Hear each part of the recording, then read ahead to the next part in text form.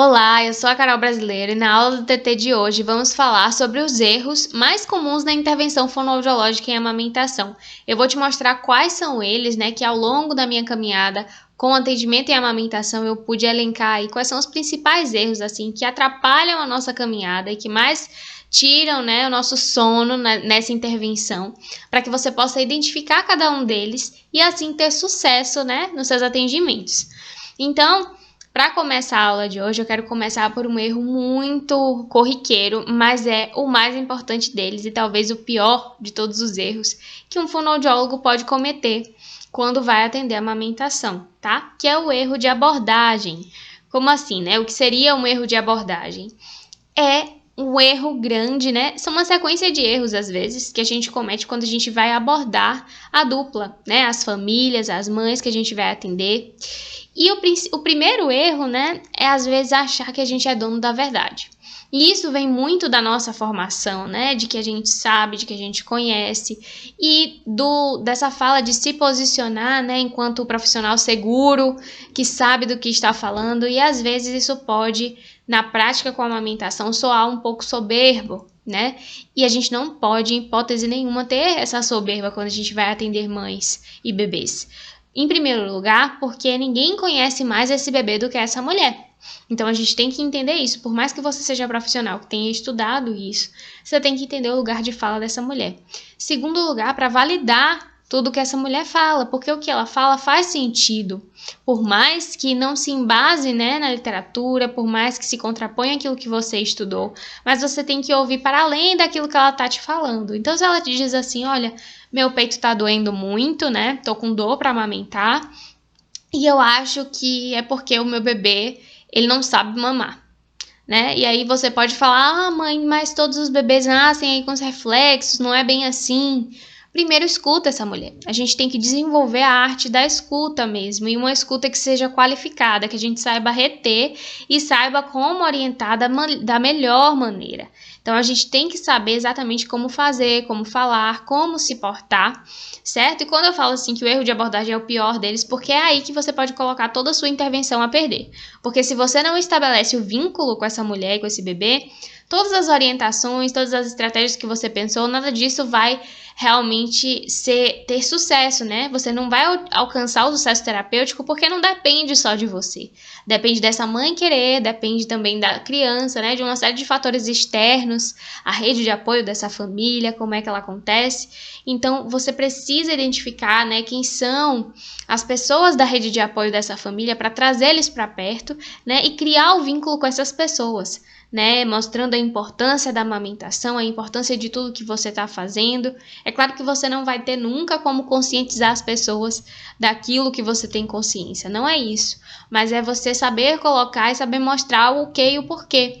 Eu sempre digo que nós somos ponte, entre a família, entre a dupla e a amamentação. E é super importante a gente ter esse raciocínio, que a gente facilita o caminho, Mas se não tiver quem passar por essa ponte, a ponte fica lá vazia, inutilizada. Se esse caminho não for percorrido, então depende também das famílias. E é importante a gente saber como fazer isso.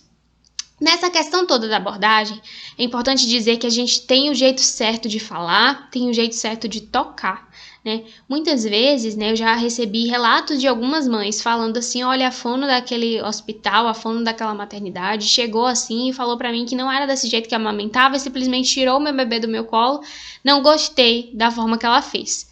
E é importante a gente entender isso. Às vezes não é a fono, às vezes é a enfermeira, o profissional, enfim, que tá ali, mas não sabe muito bem como manejar, puérperas, manejar mães, principalmente mães que estão passando por algum momento delicado no puerpério, como o baby blues, por exemplo, ou até um momento de depressão pós-parto. Então a gente tem que entender que isso existe e que a gente precisa adaptar a nossa abordagem a essa realidade.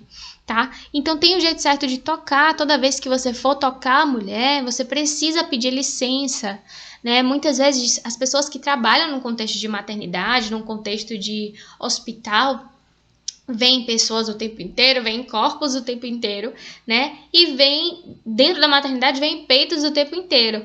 Então, assim, às vezes no dia vê 30 peitos por dia, e isso acaba se tornando corriqueiro, normal. Tocar as mulheres acaba se tornando parte da rotina, mas a gente precisa entender que estamos lidando com pessoas, né? Seres humanos não são seres inanimados e para você pode ser muito normal tocar o seio de alguma mulher. Eu até estava falando na última aula do TT que fiz com a Pamela Souza, a gente conversou sobre isso. E ela estava colocando sobre essa importância de que para a mulher isso não é comum. Então, imagina se você estivesse no lugar dessas mulheres, né? De ser tocada. Você não está acostumada com tantas pessoas tocando em você. Assim também são as outras mulheres, né? Elas não são profissionais de saúde na maioria das vezes e não estão ali acostumadas a tocar, a ver tantos seios expostos, a tocar, e às vezes elas não se sentem confortáveis com isso. Então é muito importante pedir licença, não sair tocando, não sair ordenhando, né? Expressando o peito, às vezes faz parte da avaliação e o fono às vezes só chega falando assim, olha, vou começar aqui a avaliação e já chega... Não pede licença, ou no máximo não fala o que vai fazer, fala assim, isso aqui, viu? E sai apertando. Não é assim, né? A gente precisa perguntar se ela vai se sentir confortável, perguntar como que a gente pode fazer, explicar o que a gente vai fazer, né? O porquê que a gente precisa fazer aquilo.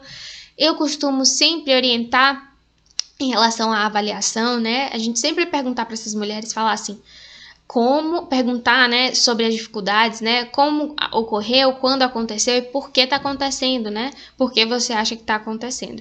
É assim também quando a pergunta é da gente, quando a pergunta é de lá para cá, né, então assim, quando essa mulher ela está apresentando uma dificuldade ou quando você tem uma dificuldade ou quando você precisa acessar essa mulher, né, a gente pode falar para essa mulher assim, olha, como é que eu posso fazer? Como é que você se sente mais confortável? Né? Eu posso te atender agora? Então faz parte do quando, né? O porquê. Falar assim, olha, você não se sente confortável assim? Você pode me falar mais sobre isso? A gente pode tentar outra alternativa. E de repente essa mulher pode já ter passado por algum trauma nesse sentido. Então a gente pode sim ter uma abordagem mais empática, né? E a empatia faz parte de um processo de abordagem técnico, né? De um profissional de saúde que domina técnicas de humanização, técnicas de aconselhamento e amamentação. Esse tema, aconselhamento e amamentação, é muito pouco conhecido dentro da fonoaudiologia. Diria até que é desconhecido dentro da fonoaudiologia. A gente só aprende isso quando a gente vai estudar a amamentação. Né? Se você é um profissional de saúde que teve uma formação aí um pouco mais voltada para o SUS, você sabe bastante técnicas de humanização, você já ouviu falar bastante sobre isso, e dentro do aconselhamento e amamentação, todas essas questões de humanização, elas estão bem evidentes.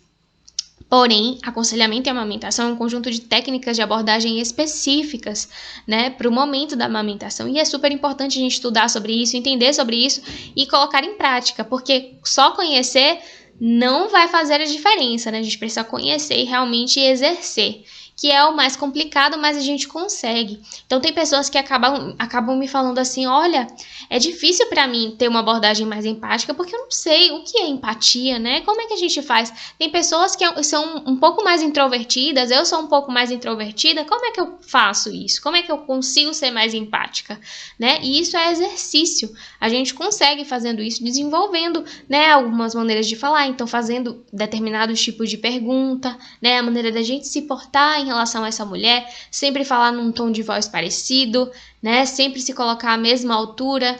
E a gente aprende isso dentro da faculdade de fono quando a gente está falando de linguagem, né, quando a gente vai estudar linguagem, quando a gente vai estudar ali as abordagens para pacientes com necessidades especiais, para pacientes que possuem alguma comorbidade, pacientes com TEA, por exemplo, que a gente precisa criar esse vínculo. Então essas estratégias de vínculo a gente acaba aprendendo na fono e isso favorece sim a nossa abordagem se a gente trouxer isso para a nossa clínica de amamentação. Então é super importante a gente entender isso, tá? Então sim, a maneira que a gente se porta, a maneira que a gente fala, a maneira que a gente toca, influencia diretamente na nossa abordagem e nessa geração de vínculos. Sempre lembrando que a gente não é dono da verdade, que os protagonistas da amamentação não é você, né? Não é nenhum profissional que está prestando o serviço ali para essa família, mas sim a mãe e o bebê, essa dupla, eles dois que vão aí percorrer o sucesso da amamentação, né? Nós seremos apenas essa ponte, tá? E aí a gente pode falar de um segundo erro muito comum dentro da clínica fonoaudiológica quando a gente pensa em amamentação. Quando os fonos começam aí a atuar com a amamentação, a gente se pega em um erro grave, né? Que vem muito da nossa clínica, que é o quê? Avaliar só o bebê. Esquecer que existe um binômio, que é uma dupla. E por que, né, que eu falo é um erro grave que vem da nossa clínica? Porque a gente está acostumado a avaliar só a criança, né? Os pais trazem as crianças e a gente avalia as crianças. Ou chega um adulto e a gente vai avaliar esse adulto, a gente nunca avalia duas pessoas assim, né? E na amamentação a gente precisa avaliar esse bebê e essa mulher. Então é super importante, né, conhecer isso para saber como é que eu vou avaliar essa mulher, né? E a gente não aprende isso, não é dentro da faculdade de fono, a gente aprende isso estudando a amamentação. E aí a gente vai entender o quão importante é avaliar essa mulher para entender o que está acontecendo e às vezes entender o comportamento dessa criança, né? O comportamento assim, às vezes a criança está com uma dificuldade de amamentação e a gente atribui muitas coisas à criança, mas às vezes é um posicionamento, a mãe não está conseguindo pegar direito, organizar o bebê direito no colo. Então são dois, né, que se necessitam, que se retroalimentam. O bebê precisa da mulher para se nutrir, né, para se sentir seguro. A mulher precisa do bebê para drenar o seu seio, para que ela não faça uma mastite, né, para também se sentir segura. Eles dois têm uma questão hormonal muito grande que envolve, né, o bebê e a mulher e que faz parte realmente da natureza humana, da natureza dos mamíferos, né, de proteção. Então essa mulher tem muitas questões hormonais e dentro do puerpério, assim, fisiológicas que estão voltadas para os cuidados com o seu bebê. Coisas que os outros, por exemplo, os homens não vão ter. E vai ter realmente essa mãe que vai estar ali, que exerce esse papel, né, de mamífera, que vai amamentar nesse momento. Então, existem essas questões que a gente precisa levar em consideração para entender o quão importante é avaliar a mulher, certo? Então, eu preciso avaliar, assim, se essa mulher tem uma boa produção láctea, eu preciso avaliar como é que estão as mamas dessa mulher, né? Às vezes, uma mama muito engurgitada, o bebê não vai conseguir realmente fazer uma pega correta, tá? Porque a mama tá muito endurecida, ela precisa estar macia, né? O complexo mamilar precisa estar macio para o bebê conseguir sugar direitinho e conseguir extrair o leite e se alimentar. Então, não dá para avaliar só o bebê quando a gente pensa em avaliação de amamentação, né? Se a gente fica só no bebê, a gente tem um grande risco de ou promover o desmame precoce, porque a gente não vai encontrar alteração no bebê, vai dizer simplesmente que é essa mulher que não conseguiu amamentar, e isso é muito naturalizado dentro da sociedade, né? Ou a gente vai atribuir tudo ao bebê, né? É esse bebê que ele deve ter algum tipo de disfunção oral aqui, eu não consigo identificar, né? Mas ele não consegue fazer uma pega correta no peito, ele suga direitinho na minha mão, ele tem uma boa abertura oral, mas na hora do peito não consegue fazer. E aí a gente quer atribuir tudo ao bebê e acaba, assim, dando diagnósticos fonoaudiológicos, né, errado, ou enchendo o bebê de diagnósticos que apenas era um manejo de amamentação adequado que faltava. Então é muito importante avaliar a dupla, tá certo? Esse erro, infelizmente, acontece muito, tá? Um outro erro, assim, que acontece rotineiramente é orientar a mulher a dar o leite gordo e a fazer esse bebê mamar o leite gordo. O que é mamar o leite gordo, né? O leite posterior.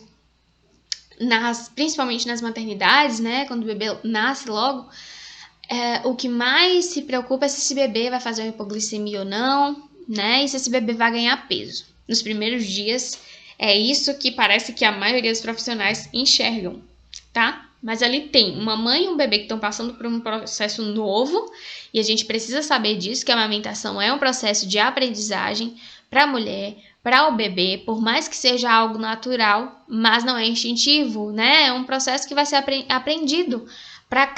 Se fosse assim, né, uma mesma mãe amamentaria bem os 2 filhos que ela tivesse, enfim. E a história de amamentação sempre é diferente de um para o outro, se você for conversar com uma mulher que tem mais de um filho, por exemplo.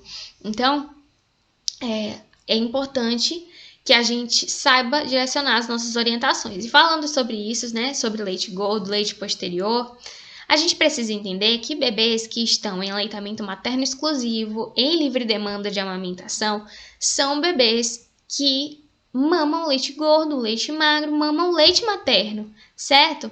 Não existe essa coisa, se a gente for pegar o leite materno, não existe essa coisa de divisão. Existe o leite magro aqui e o leite gordo aqui. O que acontece? É basicamente física, né? quando o bebê começa a amamentar no peito, as primeiras moléculas que saem são moléculas ricas em água, porque elas são mais leves, elas não são pesadas como as moléculas ricas em gordura, que ficam mais aderidas às paredes dos alvéolos mamários, certo? Então, quando esse bebê suga, sai logo esse jato de leite mais rico em água, e logo em seguida vai se desprendendo, né, as moléculas ricas em gorduras que são mais pesadas, e vão saindo assim, tá? Mas o que acontece? Essas gorduras, elas se desprendem dos alvéolos toda vez que acontece o reflexo de ejeção de leite. O que é isso, né? Reflexo de ejeção de leite é quando o bebê suga, a mulher tem uma explosão de ocitocina, e aí a ocitocina faz a parte dela, fazendo reflexo, fazendo com que esse leite saia do peito, né? E isso acontece pela estimulação da sucção do bebê, mas se você, de repente, atrapalhar a amamentação, assim, tirar o peito da mulher da sucção do bebê, você vai observar que o jato de leite vai continuar. Isso é reflexo de ejeção de leite, né? É um reflexo realmente que se faz esse leite sair, né? Independente ali da sucção. Ele inicia-se pela sucção, mas ele continua saindo pelo reflexo, tá? E esse reflexo de ejeção de leite, ele vai fazer com que essas moléculas de gordura, né, que são mais aderidas às paredes, elas saiam. E o reflexo de ejeção de leite, ele acontece durante toda a mamada. Então, se eu falo para a mulher, olha, mãe, você tem que deixar ele no peito para ele mamar o leite gordo. Na cabeça dela, eu tô falando para ela que só vai sair o leite gordo se ela deixar X tempo o bebê no peito, se ela deixar o bebê no peito por meia hora pelo menos, se ela deixar, enfim, por um grande tempo para que ele não mame só o leite magro. E eu vejo muita gente falando isso, ó, não pode deixar pouquinho tempo não, senão ele não vai ganhar peso. E isso não existe comprovação científica para isso, porque um bebê que está em aleitamento materno exclusivo em livre demanda, uma hora vai mamar um pouco mais de leite, uma hora vai mamar um pouco menos de leite, uma hora ele só vai fazer sucção não nutritiva no seio, e na outra hora ele vai fazer uma mamada que ele vai se saciar melhor, certo? E com isso ele vai calibrando, né, a forma que esse leite vai saindo desse peito e a forma como essa gordura vai estar aderida. Então, um bebê que, por exemplo, numa mamada anterior fez mais sucção não nutritiva, na mamada seguinte ele vai fazer uma sucção mais efetiva e com isso, logo no primeiro jato, ele vai receber esse leite mais rico em gordura, certo? Então é errado a gente dizer assim que toda vez que o bebê mamar, ele vai... o primeiro leite que sair é só leite magro. Isso é uma informação completamente desatualizada. E isso, infelizmente, é replicado por muitos profissionais, não só pela fono, mas isso a gente aprende às vezes dentro da faculdade, tá? Por vezes por profissionais aqui, desatualizados que acabam, né, passando essa orientação, ensinando essa matéria. Mas se a gente for para a evidência científica, né, a gente vai entender que isso só confunde a cabeça da mulher. Então, essa orientação é uma orientação que a gente evita dar, tá? A gente não dá essa orientação, não tem base científica também, deixar o bebê só mamando leite posterior, né? Fazer ordenha sempre e deixar esse bebê mamando só o outro leite.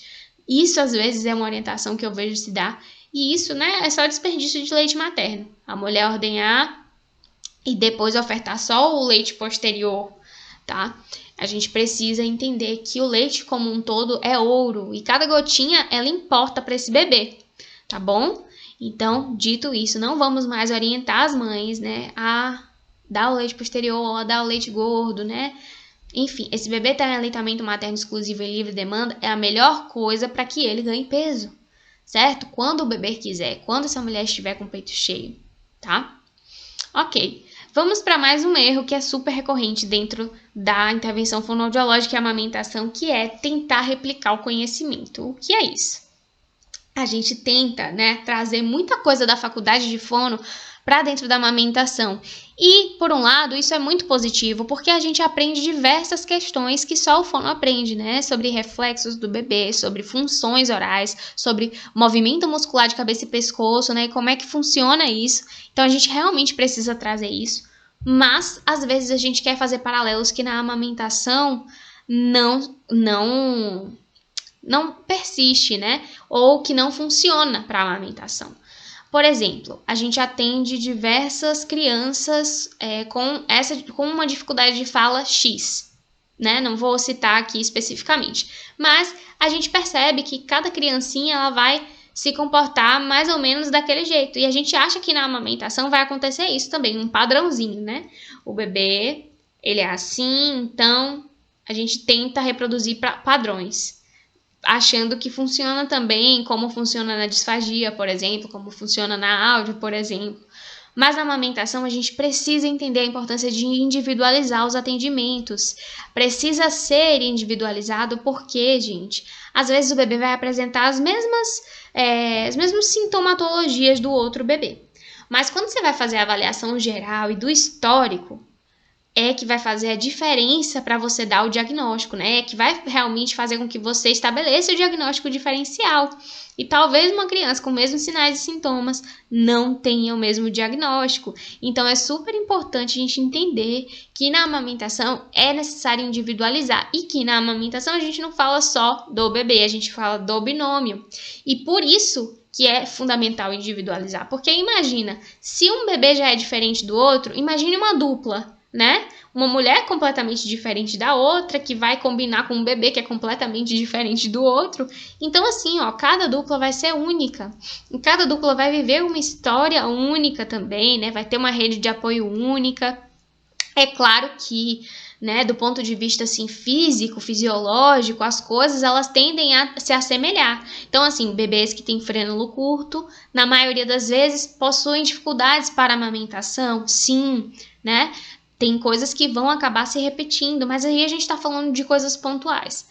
Pensando na dupla, na dinâmica de amamentação, a gente vai ter bebês, por exemplo, com frênulo curto, que vão amamentar muito bem, e bebês com frênulo curto, que vão ter muita dificuldade de amamentação. Então, individualizar cada caso, mais uma vez, é fundamental para que a gente consiga intervir de maneira assertiva, certo? Em amamentação. Porque senão a gente corre o risco tanto de fazer uma intervenção automatizada, né? Que não leva em conta a individualidade de cada dupla que a gente atende, quanto também de reproduzir informações erradas para aquela dupla. Porque se a gente não individualiza, a gente acaba dando informações no automático, né? E aí acaba tendo essas histórias, né? De leite anterior, leite posterior, tendo essas histórias de que tem que mamar só em um peito, né? Isso não funciona para todas as duplas. Não funciona. E a gente precisa ter isso muito claro, tá? Um outro erro que é muito comum é não saber dissociar disfagia de amamentação. Como assim? Né? Às vezes tem um profissional que trabalha com disfagia infantil e que é excelente na abordagem de disfagia infantil. E aí começa a aparecer bebês, né? Ou, por exemplo, ele vai trabalhar lá no hospital. Começa a aparecer um monte de bebê de amamentação e aí o pessoal começa a chamar muito o fono, porque não tem experiência com a amamentação, e aí começa a chamar muito o fono para o fono atender a amamentação. E aí, se a gente, né, traz todo o conhecimento da disfagia para aplicar em amamentação, é bom do ponto de vista de análise de deglutição, mas pode ser perigoso, porque a gente pode tentar pegar as técnicas que a gente faz lá para bebês que são disfágicos, para bebês, para simplesmente fazer manejo de amamentação. Então, por exemplo, né, a opção pelo bico artificial, tá? Com a amamentação, a gente tem que proteger, que promover a amamentação. Com disfagia, às vezes a gente atende muito usando bicos artificiais, né? Utilizando bicos artificiais para promover, né, a alimentação por via oral para alguns bebês que não conseguem de outra maneira. Mas no aleitamento materno, existem também estratégias específicas para bebês que têm alguma dificuldade, por exemplo, alguma incoordenação SDR, né, de sucção, deglutição e respiração. Tem estratégias na amamentação que a gente consegue, né, para poder otimizar isso para o bebê, né? E se a gente não entende de amamentação, a gente corre o risco de dar diagnóstico de disfagia para esses bebês, né? Então, por exemplo, um exemplo claro aqui. Nos casos em que a mulher tem hiperlactação. Se eu não conheço de amamentação, muito provavelmente eu vou dizer que esse bebê é disfágico, tá? E por isso também a importância de avaliar o binômio. Porque se eu pego um bebê que vai para o seio e começa a tossir, né? Na primeira mamada já tosse, deu uma segunda sucção, já tosse, eu vou achar que esse bebê é disfágico, tá? E aí, se eu não avaliar essa mulher e a produção de leite que ela tem, eu corro sério risco, né, de promover o desmame precoce. e de dar um diagnóstico de disfagia sem necessidade a essa criança. Por quê? O que acontece na hiperlactação? A mulher produz leite demais e aí vai um jato muito grande na boca dessa criança e ele não tem coordenação suficiente para dar conta desse volume. Assim, que faz parte mesmo da imaturidade do RN, assim como nós, se despejarmos um balde de água na boca, a gente não vai ter uma deglutição suficientemente, né, músculos suficientemente fortes para aguentar determinado tipo de volume. Se a gente bota coisa demais na nossa boca, a gente pode engasgar, não é verdade? Assim também com o bebê. Então, às vezes a questão não está no bebê, tá na produção dessa mulher. E se eu não entendo de amamentação, vai ser difícil eu identificar isso. Compreende? Então é importante, né, tentar dissociar esse paralelo da disfagia com a amamentação, porque o conhecimento de amamentação ele é específico. Que bom seria se todos os fonoaudiólogos eles pudessem conhecer de amamentação e conhecer de disfagia, porque seria um casamento perfeito. Tá? Porque o raciocínio clínico facilitaria muito. Mas se você, de repente, é um profissional que já trabalha com disfagia, ou você é um profissional da amamentação, mas está começando a trabalhar com disfagia, né? Lembra que são conhecimentos diferentes, que se complementam, mas são conhecimentos diferentes que você precisa saber separar na hora de estabelecer o raciocínio clínico para a sua intervenção, tá certo? Então é importante essa dissociação. Uma outra coisa importante que eu acabei falando aqui, mas essa questão de optar por bicos artificiais e às vezes, né, pelo fono tá tão trabalhando com disfagia, acaba optando pelo uso da mamadeira ali no momento de alguma dificuldade por desconhecimento de manejo de amamentação. Então, o que a gente poderia manejar, por exemplo, falar para essa mulher ordenhar antes de ofertar o leite materno, né? Ou usar um utensílio amigo da amamentação. Muitas vezes acabam alguns profissionais optando pelo uso da mamadeira, tá? Então, por exemplo, essa mãe vai precisar se ausentar um dia. O que é que vai fazer? Né? E aí entra uma mamadeira. E o que a gente faz? Promove desmame, porque esse bebê muito provavelmente vai fazer uma confusão de bicos, né? Lembrar que não basta, não precisa o bebê ficar ali 1, 2 dias, 3, uma semana tomando mamadeira para fazer confusão de bicos. Em uma oferta só, o bebê já pode fazer confusão de bicos. Então é importante a gente lembrar disso, né? Dessa responsabilidade. Então, se eu conheço manejo de amamentação e eu sei que essa mulher vai precisar se ausentar um dia, né? Ela vai precisar ir em casa, resolver alguma coisa, esse bebê está internado. Por que não ofertar para esse bebê um utensílio amigo da amamentação? Né? E se a gente tem fonoaudiólogos no lugar que promovem a amamentação, eles vão promover também o utensílio mais adequado para essa criança, né? Lembrar lá dos utensílios, eu não falo de utensílios só lá na parte de alimentação, de disfagia, eu falo também na amamentação, que não deixa de ser alimentação, né? Mas na amamentação eu também preciso orientar sobre isso, né? A mãe vai sair, como é que a gente pode proteger essa amamentação? Então, assim, bico artificial, pensando em amamentação, vai ser a última das últimas opções, ainda que isso seja, né, uma escolha da mulher, mas essa mulher precisa fazer uma escolha baseada nas orientações adequadas. Então, a gente precisa explicar para essa mulher o porquê não do uso do bico artificial, né, o porquê que o TT é o melhor, quais são as consequências do uso de bicos artificiais para a criança e para a amamentação, certo? Então, ela sabendo disso tudo, aí ela vai poder escolher. É claro que a gente está aqui para respeitar as escolhas de todas as famílias, tá certo? Uma outra questão importante é a gente, enquanto fonoaudiólogo, precisa saber reconhecer e intervir nas disfunções orais. E uma das coisas que mais atrapalham a amamentação são a presença de disfunções orais. E o que são as disfunções orais, né? São realmente funções que não estão funcionando da maneira que deveriam, né? Elas estão ali com algum déficit. Então, é importante que a gente saiba reconhecer e saiba também orientar as famílias e intervir nessas disfunções. Então, são bebês termos, são bebês que, pela própria imaturidade do RN, acaba tendo uma dificuldade de pega, uma dificuldade de sucção, uma sucção um pouquinho mais fraca, e a gente precisa estimular. Às vezes, bebês com aversão oral, às vezes, bebês que têm uma hipossensibilidade na região oral. E aí, a gente precisa estimular mais esse bebê para que ele possa fazer uma amamentação eficaz. Mas se a gente não conhece, né, de disfunção oral, fica difícil a gente intervir. Muitas vezes, em muitos casos, a gente pode ser ali o profissional que vai fazer a diferença, porque às vezes essa mãe já teve um consultor de amamentação, às vezes os profissionais que atendem ela conhecem muito de amamentação, mas eles não têm o conhecimento e a expertise para atuar nas disfunções. Então, eles podem até identificar que tem alguma coisa, mas quem vai poder atuar é o fonoaudiólogo. Então, por exemplo, também desconhecer sobre freios orais, a gente precisa saber, né, quais são os freios orais, como avaliar os freios orais, né, como intervir nesses casos. Desconhecer também o comportamento muscular e neurológico, né, da cavidade oral e do sistema estomatognático como um todo, mas principalmente de músculo de cabeça e pescoço, porque isso vai fazer a diferença na nossa abordagem. Se a gente conhece a estrutura muscular e sabe o que esperar nos bebês, a gente vai saber identificar, né, quando alguma coisa está alterada. Não é verdade? Então, a gente precisa, né, se debruçar sobre esse conhecimento de amamentação. E aí, o último ponto que eu trouxe dos principais erros, né, os erros mais comuns aí dentro da intervenção, é não estudar sobre amamentação para intervir. Às vezes a gente já vem da faculdade achando que a gente sabe de tudo, ou que a gente passou ali por uma pesquisa de amamentação, que a gente fez o TCC nessa área, ou que a gente fez o estágio lá e que a gente já tá craque para atuar. E quando a gente vai estudar de verdade sobre a amamentação, é que você vê o tanto de coisa que você estava reproduzindo de maneira equivocada, né? Quantos alunos eu tenho que falam isso para mim?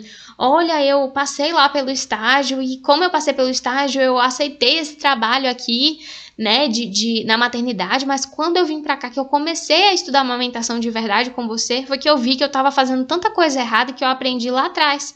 Então, porque o conhecimento de amamentação, ele é dinâmico. Eu não estou dizendo que na época, talvez, que você tenha estudado, né, que isso estava errado. Talvez fosse um conhecimento que não existia ainda naquela época. Por exemplo, o conhecimento de alguns freios orais que a gente tem hoje em dia, né, que já não tinha há poucos anos atrás, 5 anos atrás, por exemplo. Então, é um conhecimento dinâmico que vai crescendo, se desenvolvendo, né? E quanto mais a gente estuda sobre isso, mais a gente percebe que tem coisa para melhorar. Tá? Assim é a ciência, né? Ela avança todos os dias. E é por isso que a gente vai descobrindo cura para as doenças novas, né? Por isso que a gente vai descobrindo vacinas e todo esse tipo de coisa. Com a amamentação não é diferente, né? É saúde das pessoas. E aí, quanto mais a gente vai estudando sobre essa fisiologia, sobre a forma como a amamentação ela se comporta, a gente vai podendo ajudar melhor as famílias. Então, a gente precisa estudar sobre a amamentação para intervir. Porque se a gente não estuda, a gente simplesmente reproduz uma prática que está desatualizada e o risco de desenvolver desmame precoce, de promover desmame precoce para as famílias é muito grande, tá certo? Então, eram esses pontos que eu queria falar com vocês na aula de hoje e eu espero vocês, então, na próxima aula do TT. Muito obrigada por me assistir até aqui e até a próxima aula.